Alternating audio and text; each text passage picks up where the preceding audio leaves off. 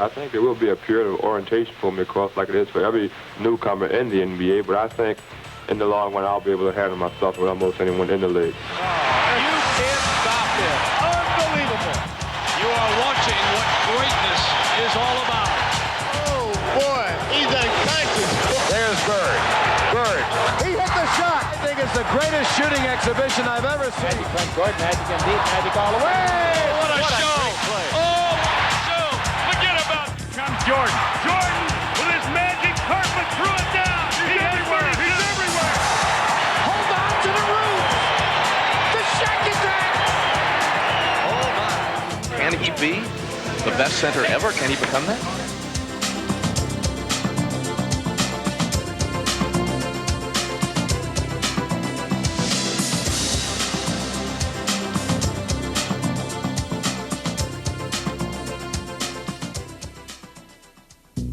The NBA has always been a league of stars, transcendent players who make the game their own.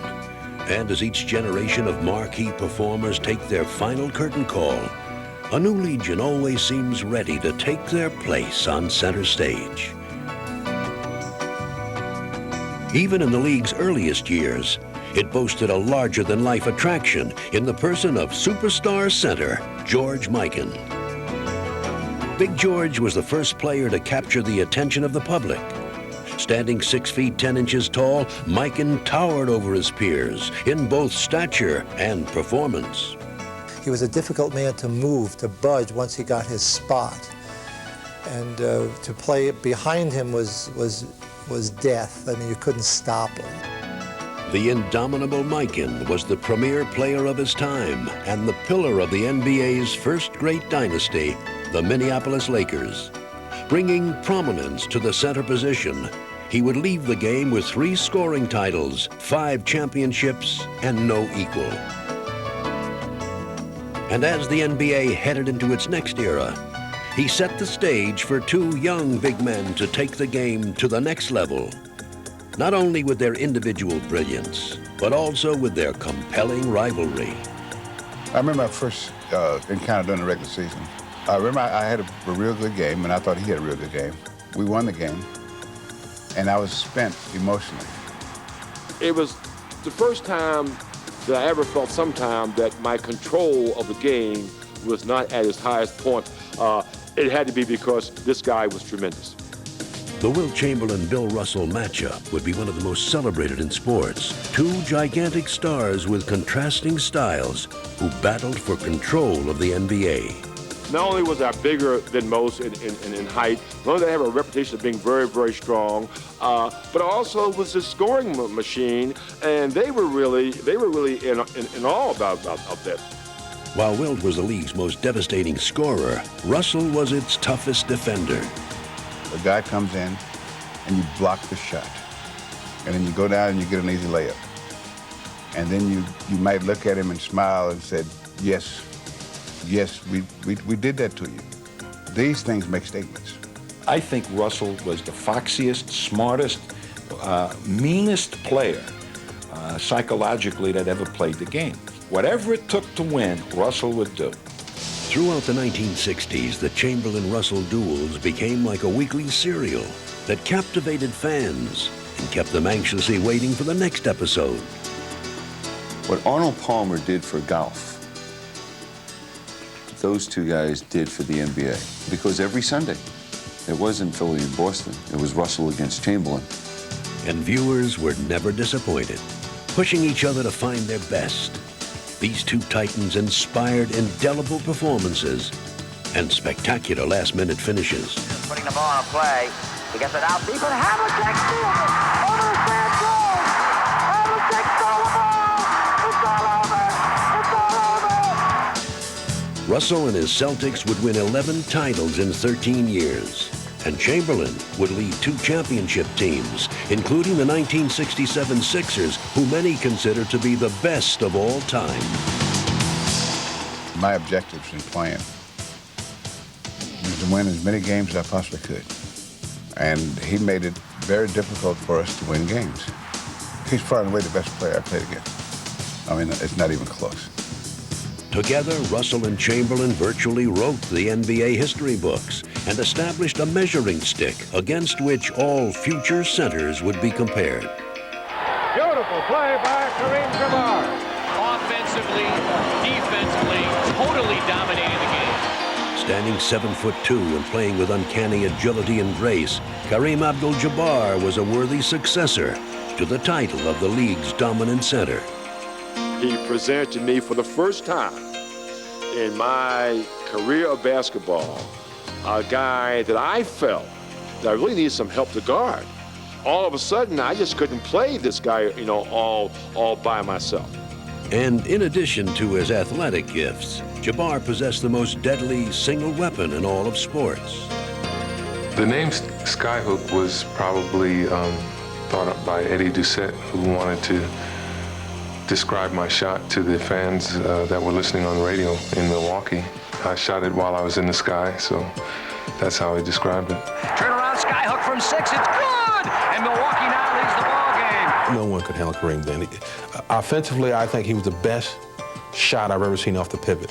Teaming with Oscar Robertson, he won a championship for the Milwaukee Bucks in only his second season. And later, he would win 5 more in Los Angeles. Oh, what a play by Kareem Abdul-Jabbar. The Lakers are the world champions. Kareem was just beautiful. When he just said, okay, that's it. My show tonight, I'm gonna affect the whole game. He just dominated with grace and style. Kareem has been unbelievable in the last quarter. You could not stop his shot, ever. I don't care what you did to him. He could get it off against double teams and he could make it. He was unique, just totally unique, and simply, I think, to this day, the greatest player that's ever played. In his 20 seasons, Kareem would become the NBA's all-time leading scorer. Right hand 12-footer, good! Leading scorer in the history of professional basketball. Carrying himself with an unassuming grace, he proved to be the perfect heir to Russell and Chamberlain. I can look back on my career and say I gave it my best shot. I achieved more than I ever thought I could, and be very pleased with that. And he left behind a new standard of excellence for his successors to strive for. If you could take any big guy and let them watch him play the game and say, this is how you should play the game if you want to be a great center, I mean, Kareem Abdul-Jabbar would be that guy. But the center that would follow in Kareem's prodigious footsteps did not at first seem a likely candidate. Standing only 6'10" and having only begun to play the game at age 14, Hakeem Olajuwon, nevertheless, brought his own unique gifts to the position. He does now. Olajuwon misses, but Olajuwon with the big offensive follow. He's a force. Chambers over Lloyd, blocked by Olajuwon, again by Olajuwon. It was an awesome experience just watching some of the things that he can do on the court. You know, he's a combination of quickness and finesse combined with strength and power. Hakeem was not only blessed with awesome athletic gifts, however, he also possessed an unsurpassed work ethic. He was hungry. The first time he played against Jabbar and he faced the Sky Hook, that next morning he was there an hour before practice doing his own version of a hook. All those things Hakeem accumulated from various players. He just had a yearning to get better and better. He practiced every day as if it was the last day, and he brought a different intensity level to the game that only a few great players can do. Forging himself into a complete player, Hakeem now began to dominate the paint. He has a jump hook, he has his fadeaway, he has his quick spins. You're not going to stop him by yourself. Hakeem would become a perennial all-star. He would be named Defensive Player of the Year and the Most Valuable Player. But after 10 long years, he had still not achieved the trophy that he coveted most. There will always be a chance to win it all. I've been so close many times in college, in the pros, but just to get to go all the way for the first time. I live for that hope. In 1994, he would finally get his chance, and fittingly, another top center would stand in his way. Not since 1969, when Russell and Chamberlain concluded their epic struggles, has the matchup at center been so much at the heart of an NBA final. Hakeem, however, was not to be denied, as he asserted his will at both ends of the floor. Easily gets away. The clock at 3. Here's Starks. Rejected by Olajuwon. Spinning, baseline, puts It was like, guys, get on my shoulders, give me some help, and I'm take y'all to the promised land. And that's what he done. And his 10-year wait only made the celebration that much more special. And the Houston Rockets, led by Hakeem Olajuwon, are the world champions of 10 years. But Hakeem finally has won the big one. Hakeem would assure his place in history, as he won another championship the very next year and proudly lived up to the great center tradition that he had become a part of. And appropriately, he did it against the player who was considered most likely to succeed to his throne. Shaquille O'Neal had entered the league in 1992 and immediately began a heated rivalry with fellow rookie Alonzo Mourning, recalling another great matchup and bringing the history of the center full circle. Alonzo, a great block. Shaquille's going to have to get back on transition. Oh, what a dunk. Hey, look at him look back at Mourning. Oh, he came flying out of nowhere. I think I'm sort of like a Wilt Chamberlain, scorer, real strong, dominant, and I would consider Bill Russell to Alonzo Mourning, strong around the basket, defensive player. Like Wilt versus Russell, this matchup features two dominant big men with strikingly different playing styles. I'm 7'1", 303, and if I can get the dunk 10 out of 10 times, I'm going for the dunk 10 out of 10 times. Oh, what a move by Shaquille O'Neal, and you get the idea he feels he can do whatever he wants. When people score on me, I take it personally. You know, I don't look at it like, you know, oh, I couldn't have stopped that one. I always feel that, hey, you know, I could have stopped him from scoring. We go the other way, 3-on-2. One of them's Mourning underneath, trying to slam, and Mourning blocks his sixth shot. A tremendous block. Alonzo is a great player, but on the court, it's just like, I'm just, you know, trying to do one thing, and that's win. And he's trying to do the same thing. And as they learned from history, the true measure of this rivalry will be championship success. Russell won 11 NBA titles, man.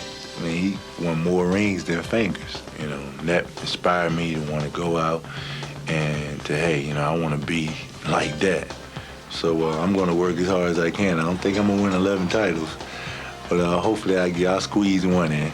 I want to win a couple of championships, like Chamberlain, and I'm going to get a couple one day. Well, these two guys are going to battle for years to come. Boy, it's going to be fun to watch. While the NBA first became known as a league of giants, another type of player began to share its spotlight. Not dominating with size and strength, these innovative performers plied their trade with creativity and flair. And Dr. J helped usher in this artistic movement with unprecedented fanfare. We are indeed pleased to present the whirling dervish who defies gravity. From the University of Massachusetts, number 6, captain of the Philadelphia 76ers, Julius the Doctor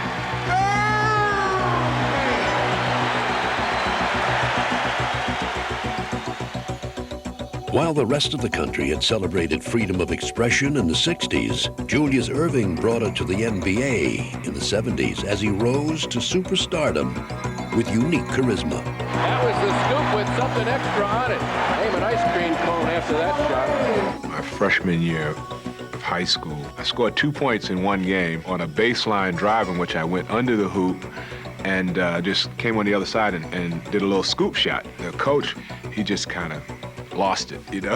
He hadn't seen anything like that, and the varsity players, you know, hadn't seen anything like that. And I kind of recognized that it was a little bit different. It was pretty much a routine move for me, but it was a creative move, and it was a matter of, you know, moving away from the fundamental plane to doing something creative. And that sort of continued for me from that time on.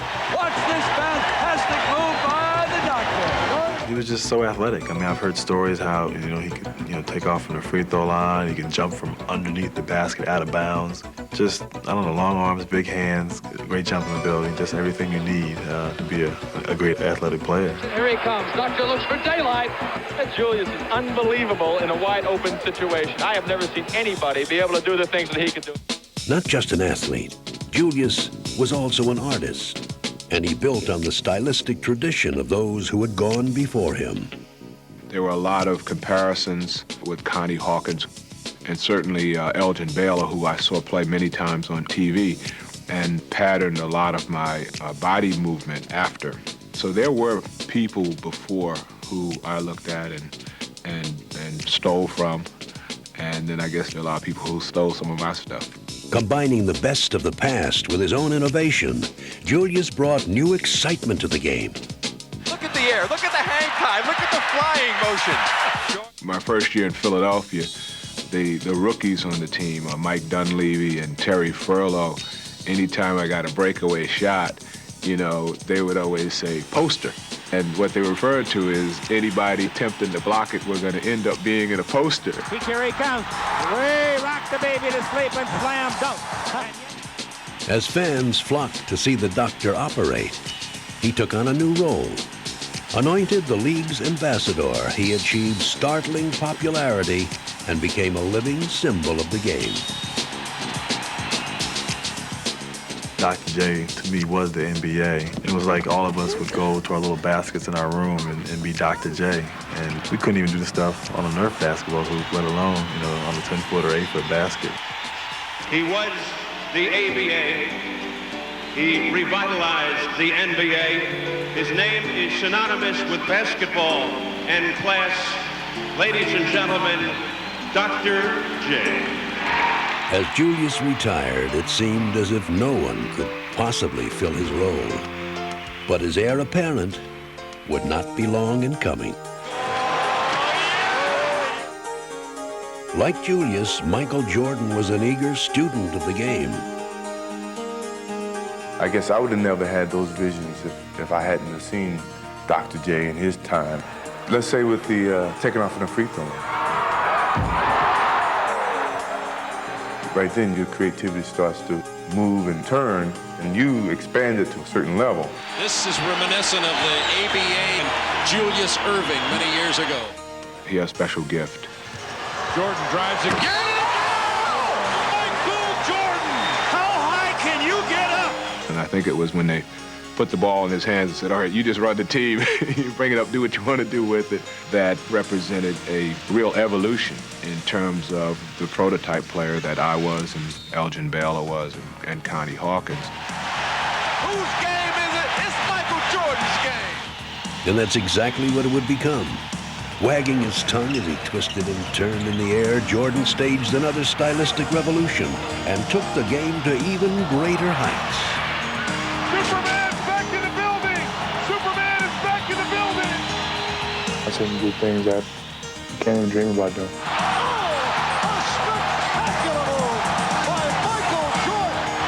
Jordan trying to shake off Starks. Oh, what a move by Jordan! He's just simply amazing! Sometimes I would just stand there and just, you know, I know he's going to do something crazy, so I just stand there and watch. How does he do that? How does he do that? It isn't something that you're just born with. I think somehow you have to work on creating that style or enhancing that artistic talent that you have. Michael Jordan!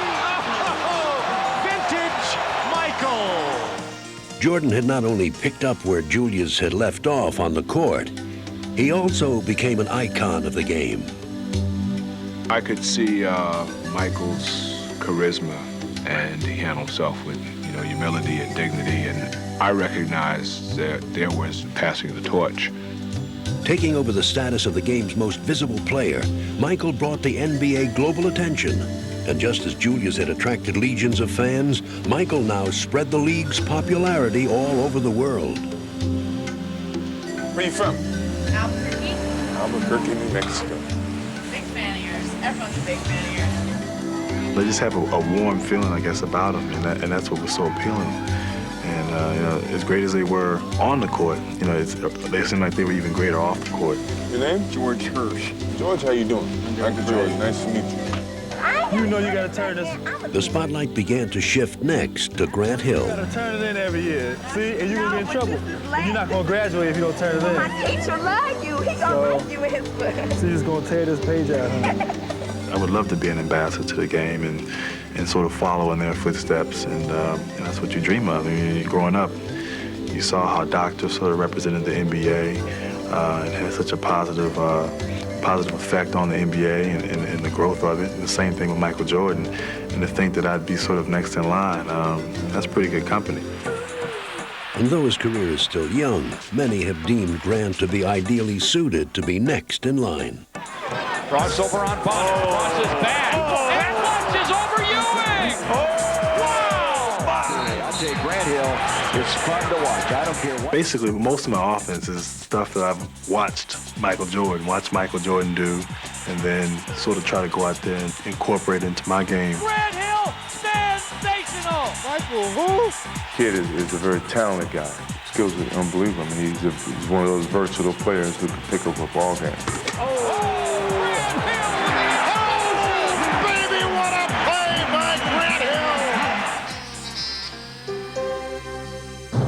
But while Grant has handled the comparisons with uncommon aplomb, the true test will come in the long run. Grant Hill to the ribs! He's being mentioned a lot in, the same vein as myself and Michael Jordan.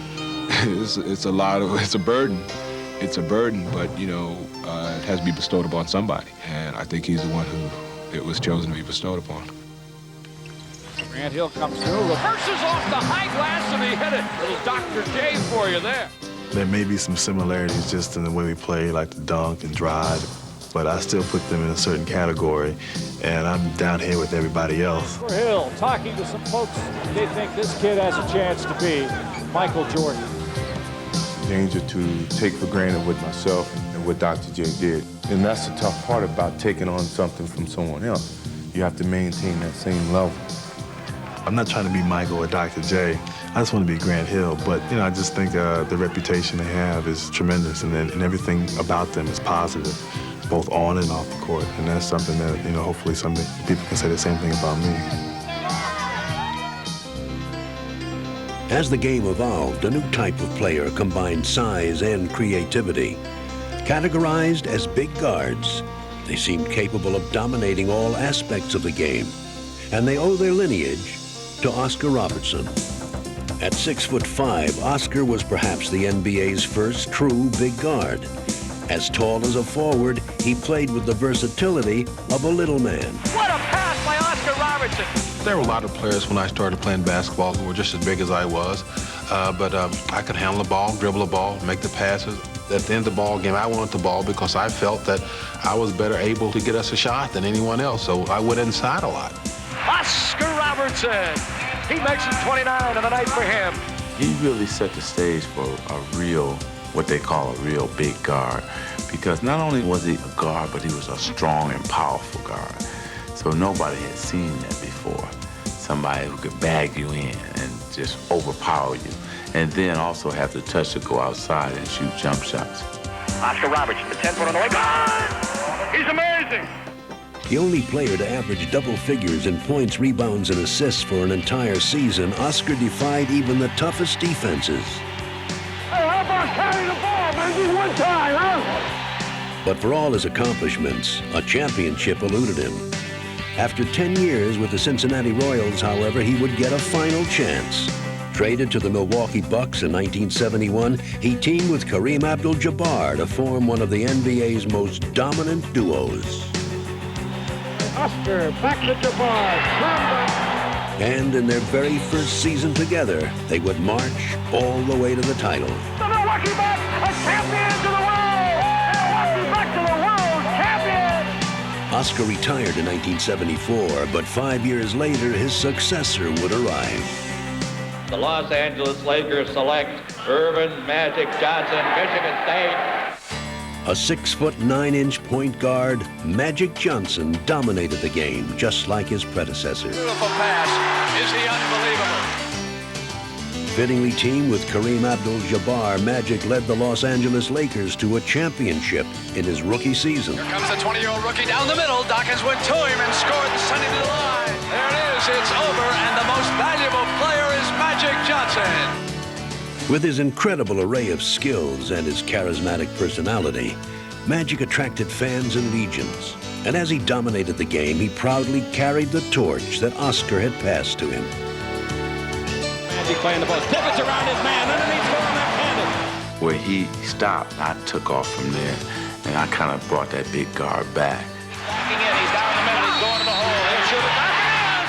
I was big and strong, and I took advantage of that. And what I did was I wore my opponent down because of my size. So many moves, so much power. Unstoppable. Like Oscar, Magic was truly unstoppable in the clutch. The game's on the line. Magic Johnson always seems to take over. When you control 5 or 10 people for 48 minutes, and you know what's going to happen, to have that kind of strength is just unreal. 5 seconds left. Magic down the middle, just what I thought. A hook shot at 12. Good! They say leaders are born leaders. And I guess Oscar was a born leader, and so was I. He didn't even hesitate. He said, I'm in charge, it's winning time. 3 seconds, 2 seconds. Magic's 18-footer wins it. Has he ever done it before? You bet he has. Will he ever do it again? Time and time again. Magic not only controlled the game as Oscar did, he also helped redefine it, ushering in a whole new style of offense. The ball rolls free. Magic wants it. Magic's got it. Bounce under. Rambert scores. Orchestrating the Lakers' Showtime offense, he helped transform the fast break into an art form. Still going, still going. Magic pushed the ball down the floor. He did it as fine as I've ever seen anyone push the ball, and really put pressure on the defense. He created a situation where everyone had to run. That is Laker Showtime basketball. There was no rhyme or reason to the fast break. We just took off and running, and everybody was like, well, I gotta get me a lane, because we knew if you got out there and you filled the lane, Magic would get you the basketball. 3-on-2 to the middleman Magic to the right side to Coop. Coop all the way, laying up and in. I just don't think there'll ever be another 6'9" point guard that smiles while he humiliates you. The Magic right side to Worthy, slam dunk. You can't describe it. You can't make it up. I mean, it's pure artistry. One of the NBA's most prolific winners and spectacular performers, Magic added his own unique imprint to the legacy of the big guard.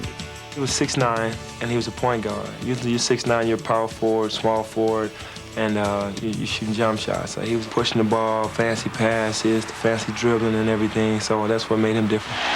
Unbelievable! It was a lot of fun watching him. Anthony Penny Hardaway obviously watched closely. Hardaway with a spectacular maneuver. You talk about shades of Magic Johnson in the open court. What a sensational pass. As Magic Johnson said, when I watch Penny Hardaway play, it's like looking in a mirror. Everybody that I was around wanted me to play the point guard because of like the Showtime type of play that I wanted to play, pushing the ball, throwing the behind the back passes, no look passes, the alley-oops and everything. So everybody wanted to keep the ball in my hands. Oh my goodness, look at that pass. For all this heady praise, Penny's kept it all in perspective. I can do some things out there that try to, make people think of Magic, but there's only going to be one Magic Johnson. But on the court, he's done nothing to discourage the comparison. The Anthony Penny Hardaway show has begun.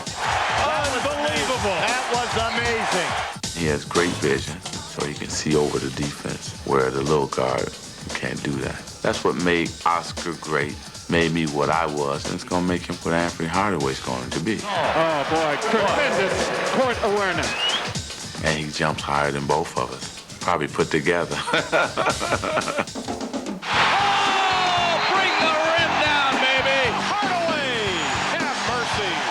Oscar and I play mainly on the floor,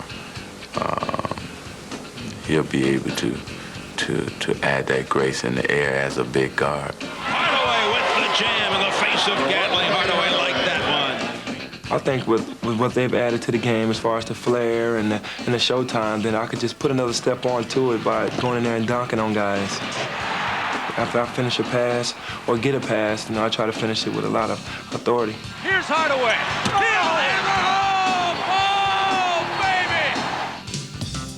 In his short tenure in the league, Penny's already added to the sensational history of the big guard.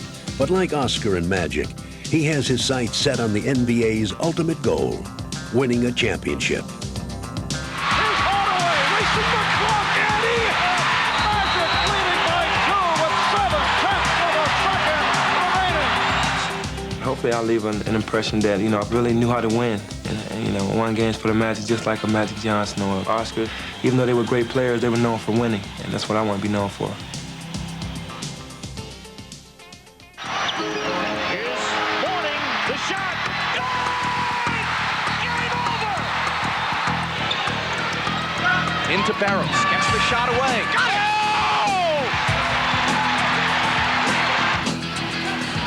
Butler gets it into Rex Chapman. Rex unloads. Off comes into Tony. Look out, it's on line. Yeah! Bulls win! Bulls win it! Gotta be a catch or shoot. Here it is. Smith with the catch and the shot. No matter what position they play, superstars become legends by coming through with the game on the line. Most top players hit big shots from time to time, but the best are able to do it time after time. And no one delivered more consistently than Mr. Clutch, Jerry West. From the first time he put on a Laker uniform, West showed that he wasn't afraid to take the crucial shot. In fact, he welcomed it. It's almost like an arrogance that you don't think you can fail. And particularly when the game's on the line, it seems like it's easier. 2 seconds, 1 second. West throws it up. He makes it. West threw it up and makes it. If you do it once, you like the feeling. And if you like the feeling, you want to do it again. I think Jerry West is one of the all-time greats. There was no player that could stop him in the league. If you played a big player to try and take away the jump shot from him, he'd out-quick him and beat him on a drive. If you try to play a quick player on him so you could take away his drive, he'd shoot over the top of that player. Jerry with 8 in the timer shoots a 20-foot four shot and makes it. Jerry West off of the wrong foot, I believe, Lynn. Jerry West, in my opinion, was a fierce competitor. He was a clutch player. He was never afraid to take a key shot. West stops for a 20-foot right-hander. It's good. A lot of times in my career, we'd go over and have a timeout and be a close game or a tie game, and I didn't want to play to be run. Just give me the basketball, and let's see what happens. And I think that's the kind of attitude you have to have. You can't be afraid. Jerry West scoring about whenever he wants to. When the opportunity's there, just throw me the ball and let's see what I can do. But his mental toughness didn't come easily. Through long hours of practice, he developed his shot and his confidence. Obviously, where I grew up in a small town, there wasn't very much to do, so the time that I spent was shooting. There's certain things that I felt that I needed to do to be a better shooter, and as my career went on, I became a better shooter. It's a philosophy that was used by another small-town product, French Lick's Larry Bird, who was also a legendary clutch shooter.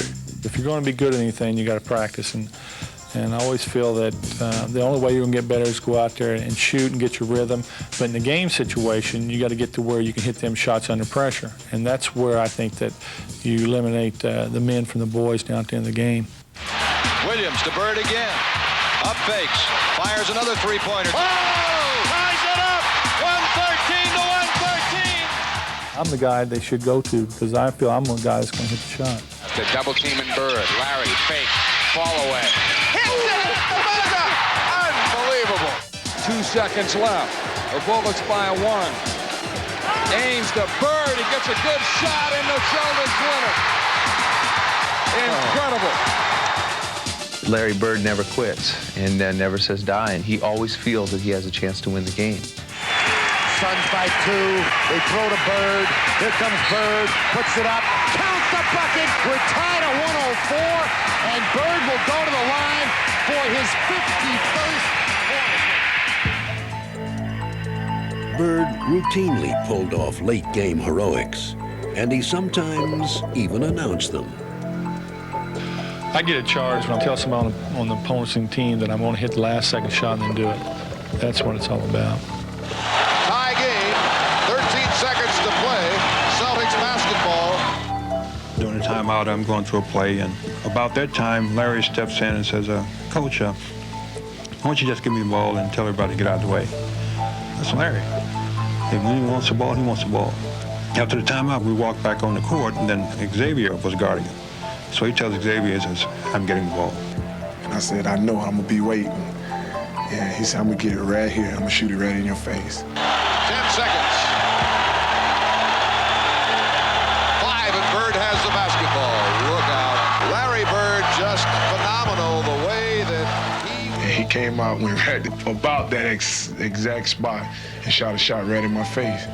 And, you know, he was like, I didn't mean to leave 2 seconds on the clock. He wanted to shoot it with 0 seconds on the clock. I walked back to the sideline like, damn. Bird not only called his own shots, he also had an uncanny instinct for the perfect moment in the game to deliver them. If you can hit a three-point shot that time, 99% of the time, you're going to win the game. 2-point Maverick lead. Bird's the man they want to have it. Yes, indeed. Bird for 3.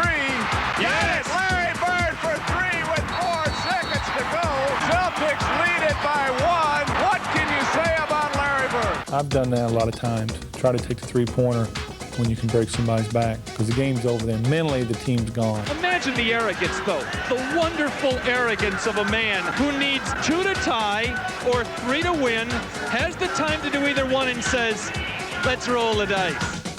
I fear no one but Larry Bird, because if you keep it close and he has a chance to win it, he's going to win that game. Bird's coming to the left. Stop and pop off the glass. It's gone. Off the lead. 91-89. Bird in the corner, double fake, jumper. It's good! Larry Bird hits it with 2 seconds left. Dennis gets it into Bird. Larry, a runner. Got it! Ball game's over. Boston wins. Today, Reggie Miller has become one of the NBA's deadliest clutch shooters. Reggie for 3. I resort kind of back to the old school of Larry Bird and Jerry West, of coming off picks and creating my own shots and shooting long bombs and form. You might make your first 10 shots and everything is going great, but when the game is on the line, those other 10 don't mean anything. Now 10 seconds. Action. Miller taking the shot. And in 1994, in the Eastern Conference Finals against the Knicks, Reggie put on a clutch shooting display that would have made Bird and West proud. Swings away and hits. Reggie Miller is on fire. Not only you, not only your teammates, not only the opponents, and not only the fans know that if the game is on the line, everyone knows where the ball is going to end up. 5 minutes into the fourth. Here's Miller again. And there's nothing that no one else on the other team can do about it. And that's the mark of a great clutch player. Look at this shot. And he hits it. It's a 3-pointer for Reggie Miller. And in the 1995 playoffs, Reggie would even outdo himself. Miller for 3, and he got it. Reggie Miller with a clutch tray, and it's 105-102. And a steal. Miller retreats to the three-point line and hits again. And there's a lot of guys that probably have better strokes than I do, that shoot better than I do, but I try to just get as close to perfect as possible. Reggie Miller scoring 8 points in the final 32 seconds.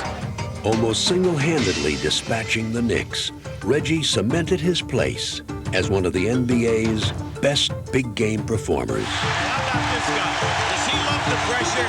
He makes all the big shots. Being from the Los Angeles area and watching Jerry West perform for the Lakers, You know, to even be mentioned in that breath, I mean, he was a great clutch time player, and that's what I've always tried to strive myself after, is being a clutch time player. As the NBA superstars have handed the torch of greatness from generation to generation, they have all shared one goal. Every spring, the postseason binds them together across time as they chase the ultimate dream of championship glory. Nice off the dribble, off the goal! What a move!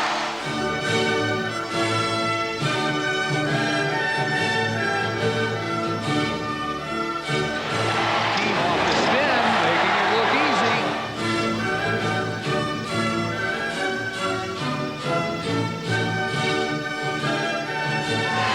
Reggie Miller, my goodness!